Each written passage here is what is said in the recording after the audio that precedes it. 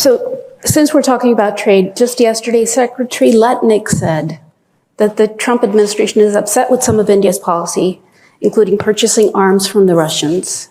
Do you think Trump has a different view of the Indo-US trade relationship than his predecessors? Yeah. Go ahead. No, go ahead. No, I mean, as far as I'm aware, this may not be an entirely, shall we say, up-to-date answer because I'm not involved in none of us is involved in the trade talks, but we have actually seen a steady change in the pattern of dependence on certain weapon suppliers. Historically, yes, we were major suppliers of Russian equipment. We still need a lot of Russian spare parts and so on, but it's come down a lot from the peak. The comparison I would give you is Pakistan, where 81% of their weapon systems and imports are from China. We don't have that kind of dependence. We've diversified. We have American weaponry. We're very much in the market for more. Whatever the Americans are prepared to discuss with us and sell us, we certainly hope will move forward. We've got French weapons. We have French aircraft. We've also got a lot of Israeli equipment. So we're diversifying. It's not that we are particularly dependent on weapons from any one country, though there was a time when this comment may have been true. That is, that we were overly dependent on the Russian weapons in the days of the Soviet Union, particularly. I don't think that's an accurate portrayal of the situation today. Okay. Well, you mentioned aircraft, and the question in a lot of people's minds is how many aircraft did India lose? We do know that there was some loss of aircraft, but not how many in this latest conflict. We're not military folks, and our military are the only ones who really keep track of all of these things. But, I think the important message that came out was, whatever may or may not have happened in the course of a conflict, neither side, by the way, talks about losses very much. And that's partially because you know very well that operational details are very closely held with the senior military people. But I can tell you one thing, whatever may or may not have happened, look what happened on what turned out to be the last night of the conflict.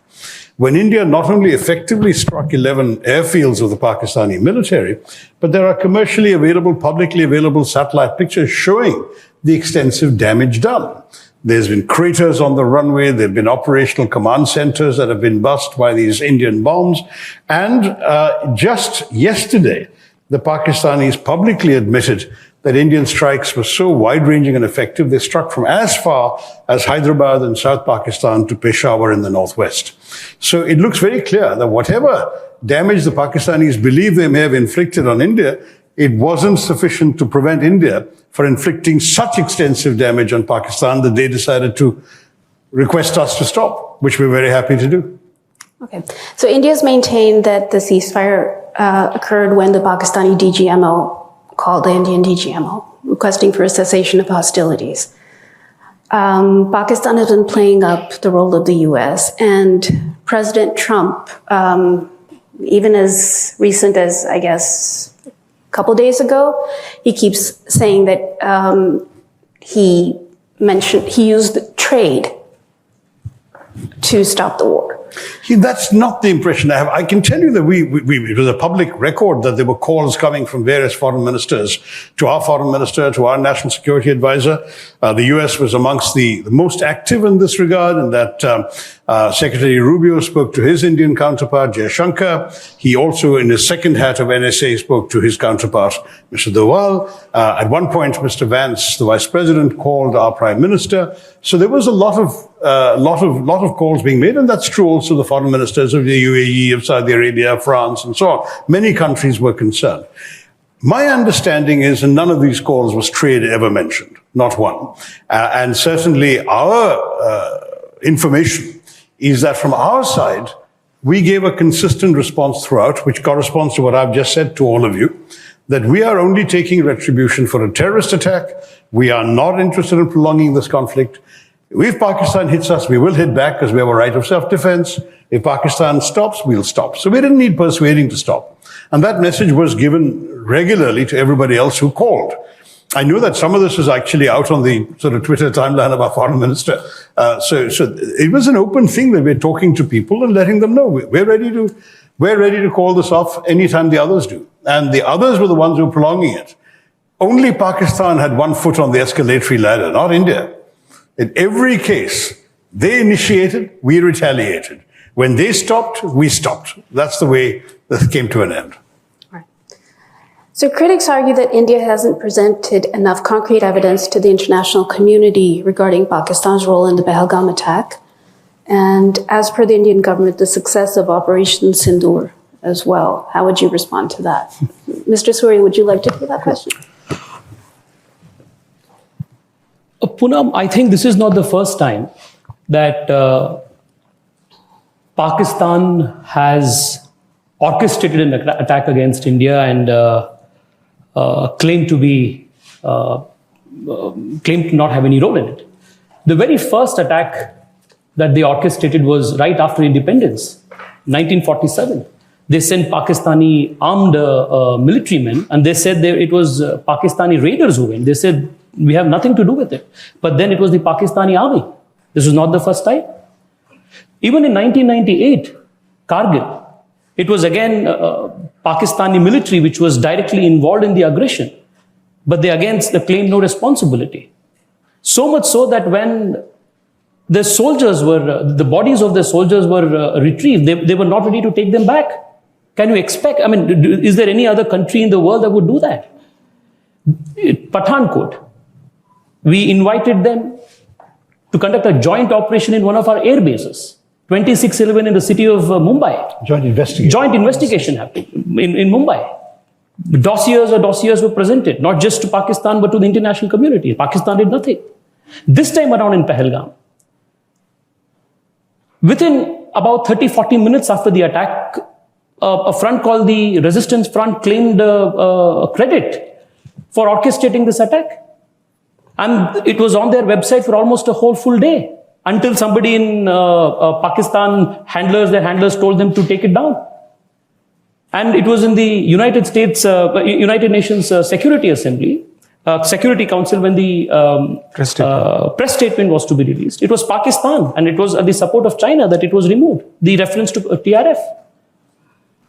And the picture that has been going around on social media, where funerals of the terrorists attended by military-clad army men, is again a testimony to the deep nexus between Pakistani army, Pakistani ISI, Pakistani government and the terrorists.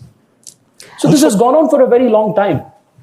And I just want to, on the objective that we had set out to achieve.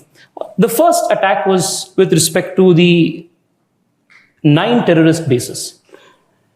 All the 9 terrorist bases that were attacked are on the UNSC 1267 list. It was not that India came up with a fictitious list. And the attacks on the 10th, 2 things prove India's capability. One, there are multiple satellite images available in public domain.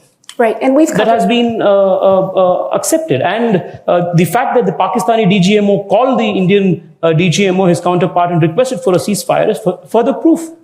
So in your visits to the countries that you visited so far, has the delegation presented more concrete evidence of Pakistan's complicity in the attack? Look, evidence is a curious way of putting it, because in very many cases, in fact, in the bulk of the cases of the more than 40 to 50 terrorist attacks inflicted on India since the turn of the century, in every case, Pakistan has denied it, and in every case, their complicity has been established. Denial is standard fare for them. So you found Mumbai, 2008, where 170 people, including many American citizens, were killed in 5 locations in Mumbai. What happened? The Pakistanis said it wasn't them. Immediately, one of the killers was captured alive, and he turned out not only to be Pakistani, his family, his address, where he was trained, who trained him, everything was out there. You had the chilling recordings taken by Western intelligence agencies as well as Indian ones of the voice of the Pakistani handler giving minute-by-minute instructions to the killers in Mumbai to continue killing. This kind of evidence, plus the evidence from the interrogation Kasab, was also provided to the Pakistanis. Entire dossiers were put together. Right. Not one person has been prosecuted, not one person has been punished by the Pakistanis. The US, using the same evidence, has jailed David Coleman Headley for planning and plotting this attack, and Tahawoor Rana has been extradited to India who is a Chicago-based conspirator in this particular thing. So we're showing you that despite the collection of evidence, there is actually no corrective action. So beyond the point, one piece of evidence, Poonam, is a long pattern of conduct. And don't ever forget that the Pakistanis also said they had no idea where Osama bin Laden was until he was found in a safe house right next to an army camp in a cantonment city. So Pakistan denials are not worth anything, frankly. Second is that the Resistance Front is a known proxy for the LET, the Lashkar-e-Toiba, headquartered in Pakistan. And the TRF evidence was given first, not just for this thing, but for their activities, was given first to the UN committee by India in December of 2023. So we've had repeated attempts, 4 attempts, to get the TRF listed. The fact that the TRF then claimed credit for this grotesque attack and did so in less than an hour after it took place, when most of the world didn't even know it had happened, shows their complicity. And third, frankly, our intelligence agencies don't unleash the Indian army or the Indian military without serious work. They have done their bit, and they have identified with names and photographs 4 of the 5 killers, 2 of whom are Pakistani, and 2 of whom were known to be locals who had gone to Pakistan for training 10 years ago and who clearly came back. So we are 100% sure we have the evidence we need. Those kinds of classified evidence that will not be shared with the public, I'm sure. No, not with the public, but Poonam, with the intelligence agencies of friendly countries, I'm sure there's been some conversation. But Poonam, can I answer a specific question? You asked us whether the countries we visited have brought this up. Firstly, nobody will bring it up because, as Dr. Tharoor mentioned, Pakistan has no international credibility. And the first response we received from anyone we've met, from Guyana to the United States, is that we understand Pakistan is if you want to call it a rogue state, a banana republic. And people very clearly understand that India has nothing to gain by responding to Pakistan unless there's credible evidence. That's right. So that point is a very critical point. That's why when you ask this question, I sometimes wonder who would be asking us to prove something against Pakistan when the whole world knows that. All right, from Osama bin Laden to 26/11 to being a terror haven. People understand India has a lot going for it. People understand both countries attained independence around the same time. Pakistan is today a failed state. It's dependent on IMF bailouts. India is the 4th largest economy in the world. It's growing at 6.5%.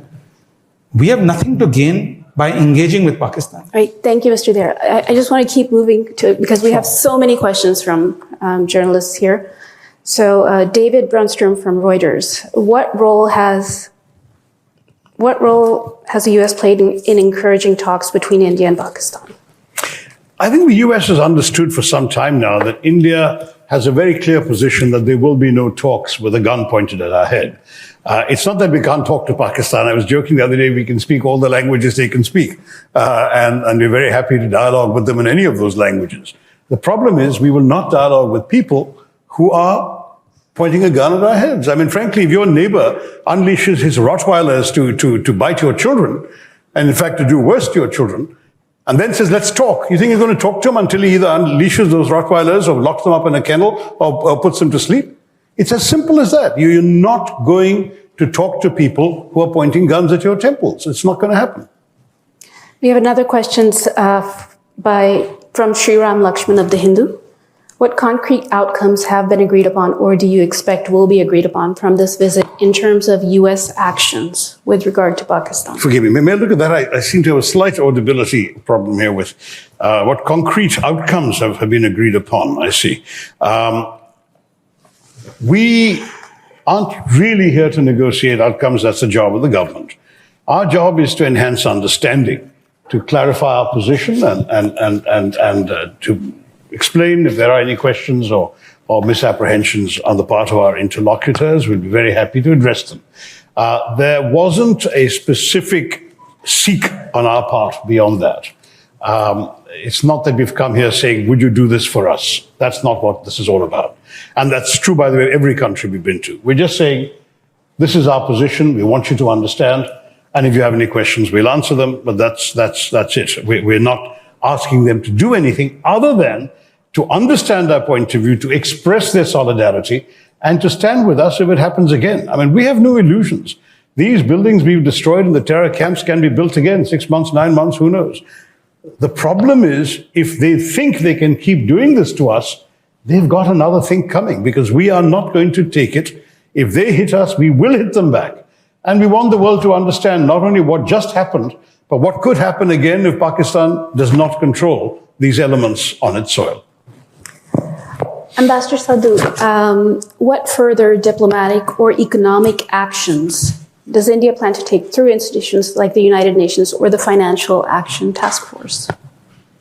I think there's already been public statements on that. I think most important aspect is for the entire world community to understand and urge the Pakistan leadership to move away from terrorism as part of its policy. Whatever actions need to be taken or convincing needs to be done by whoever is speaking to the leadership, since you have a parliamentary delegation from there, or whatever parliament is there, I think that needs to be told to them that it is time to come back to the Committee of Nations and look at the relationship between United States and India. It has transformed into a partnership. You talk about healthcare, affordable healthcare. India plays an important role. Go to the CVS pharmacy and you will see. Talk about the energy partnership. Talk about IT, digital, the new emerging technologies, education. You know that the 300,000 Indian students who are here, who are 2/3 of them in STEM areas, they bring value and competitive edge to United States. That's the kind of country and participation and the relationship that is. I think everybody needs to urge the Pakistan government to move towards that, not towards using terrorists and terrorism. We're also very happy, I think, all of us as a delegation, that the Axiom space shuttle, which will be going to the International Space Station, Yes. the second in command, the pilot is an Indian Air Force pilot. And to Mr. Sandhu's point, that's what we want to export. We want to export culture, we want to export engineers, we want to export technology, and that's what we really bring to the world. It's unfortunate that a young politician from Pakistan, who should be spending more of his time in fixing his own country, is in the US defending some of those who may be responsible for assassinating his mother. So that's the reality and that's the difference. We have, sorry. Yeah, no, I just wanted to add something to the previous question. You keep talking, and we hear this a lot from people who are well-meaning. Why don't you talk to the Pakistan? Who do we talk to? See, it's not that we haven't tried this before. We've talked to them many times. And there was a period between 2003 and 2008 where we were talking both publicly, privately, and through a famous back channel, famous later, between a special envoy of the Prime Minister of India and the general running Pakistan, General Musharraf. With all of this, in 2008, we had a very, very pro-peace government in Pakistan, led by President Zardari. His foreign minister, Shah Mahmood Qureshi, was in Delhi to sign a generously liberalized visa agreement with India when the terrorists struck in 26/11. So we're discovering the people we talk to are either unable or unwilling to control the elements who are hurting us. So if you have talking to a civilian government, and the civilian government doesn't even know that the military is up to sending and dispatching terrorists across the border to kill us, who do we talk to? Why should we talk? Okay. Our next question is from Paul Beckett, who's a National Press Club member, and he spent a decade as the Wall Street Journal's South Asia Bureau Chief and Asia Editor. He's asked, how much was India's military response designed to send a message to China, which supports Pakistan, about the capabilities of the Indian military? What was India's? The exact... How much was India's military response designed to send a message to China, which supports Pakistan? I wouldn't speculate on the intentions. Our response was to hit the enemy that was hitting us, which happened to be Pakistan. The fact that they were using Chinese weapons and we were bypassing some of the Chinese radar defenses and the famous sort of Chinese networked system where apparently the Chinese system is that they lock into the other side's aircraft. The radar immediately sends a signal to the plane that sends an immediate launch instruction to the missile. It all comes, and that's supposed to be the great sort of Chinese kill chain we read about in the newspapers. So I don't think that when India decided to bypass some of those threats and hit the airfields it did on the 9th, 10th night, I don't think they were worrying about who gets the message. They want to make sure that the Pakistanis got the message and they got the rough end of what we were sending them, which they did. And frankly, I think many of us feel very proud of our defense forces for having done this. I think those whose job it is to study comparative weapon systems, which is not our preoccupation, they can draw conclusions for themselves. But I do believe that what happened on the night of the 9th, 10th speaks for itself, and even more so, the immediate reaction of the Pakistanis the next morning to call off the conflict also speaks very vividly for itself. And maybe that's the message the Chinese will have to look at. But I don't want to speculate about China. Also, not to forget how the stock market performed.